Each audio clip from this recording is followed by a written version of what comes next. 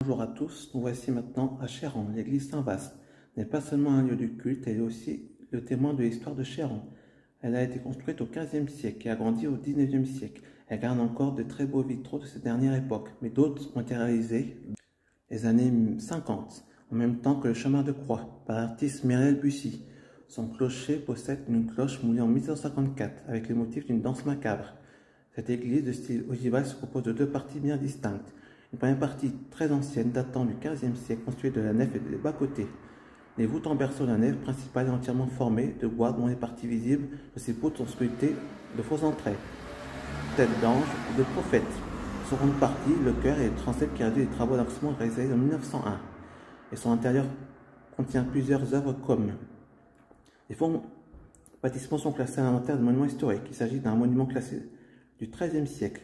Ce meuble contient l'eau du baptême, éventuellement le saint crème qui sert aux jonctions, taillé dans la pierre bleue de Tournai, pierre calcaire dense de nature schistcheuse, qui peut être polie, d'où le nom marbre on lui donne à torse. Ces fonds bâtissements ont toutes les marques d'un travail mosant, de la plus haute qualité. 4 têtes frontales, finement sculptées dans la masse, 2 têtes sont couronnées. S'agirait-il de la réputation des rois David et Salomon? En ce cas, les autres seraient des prophètes, Isaac et Jérémie. Ces couronnes ont d'ailleurs été abîmées pendant la Révolution. Les bouches sont de deux sortes. Les uns réduites à la fente, les autres ont des lèvres et on peut voir les dents. Tout en longues moustaches. Les cheveux longs sont joliment bouclés. Dans l'espace verticaux séparés les têtes sont des pampres et des ceps ondulants, avec des foyers grappes. Et une pierre funéraire classée aussi à l'inventaire non historique. Cette pierre tombale classée et accrochée sur le mur intérieur du bâtisphère. Les vitraux parmi les vitraux, ceux-ci se trouvent à droite et à gauche du transept, sont d'origine. Ils sont un merveilleux travail d'Auxerre de Lille. À droite, on peut voir Saint-Vaast, évangéliste Clovis. En bas, les Marie de Le Hardy du Marais et d'Espelle de Flanc. À gauche, Saint-Vaast, les guérissant un aveugle, les Marie des donateurs, d'Estreux et Beaugrenier. Le Hardy du Marais, les vitraux de cœur plus récents, sont l'œuvre de l'artiste Myriel Bussy, artiste religieux qui réalisa également le chemin de croix Thérèse en 1951. Il frappe tout d'abord par son modernisme. En effet, Myriel Bussy, né le 11 janvier 1902 à Fougères, a participé à de nombreuses expositions d'art religieux dans les années 1930.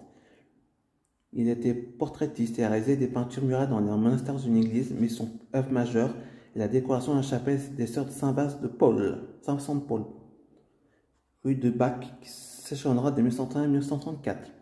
Pour réaliser le chemin de croix, l'église Saint-Vaast, l'artiste y passa une journée afin de s'imprégner de l'atmosphère pour composer et peindre. La bénédiction des stations a eu lieu le dimanche 23 septembre 1951. L'œuvre réalisée a dû certainement surprendre les paroissiens par son style imprégné de cubisme, ou dominant des lignes droites. On retrouve un vers dans chacun des scènes. La cloche à danse macabre. Le clocher possède 3 cloches. La plus petite porte une frise représentant un motif de danse macabre, avec 4 personnages. En extrémité, la mort, figurée par un squelette partiellement drapé en dansant au milieu des 2 personnages. Présentait peut-être un clerc et un bourgeois, ou bien la noblesse de robe, et celle de cour, qui tient la main de la mort. La longueur de la frise est 1,71 m, ce qui donne alors une idée de la taille de la cloche. Il s'agit d'un semi-relief de style voisin du baroque. Cette cloche, classée monument historique datée de 1534, on peut lire sur le haut du nom du parrain Louis de Carondelet. La statuette de Saint-Leu en bois doré semble dater du XVIe siècle. Saint-Leu a été vénéré car il protégeait les enfants de la peur. C'est ainsi que des pèlerins en grand nombre venaient s'adresser à lui dans l'église. Cœur en plomb, classé par les Beaux-Arts, le cœur en plomb est une relique qui enferme le cœur d'un jeune seigneur de 17 ans, fils du baron de Vauarden. C'est à l'époque de Louis XIV, ayant participé et fait le récit des campagnes du roi. Un grand nombre de pierres tombales est aussi remarqué. Ces dernières sont insérées dans les dalles du pavage de l'église. Malheureusement, l'inscription de certaines sépultures ont un peu disparu avec le temps et les passages.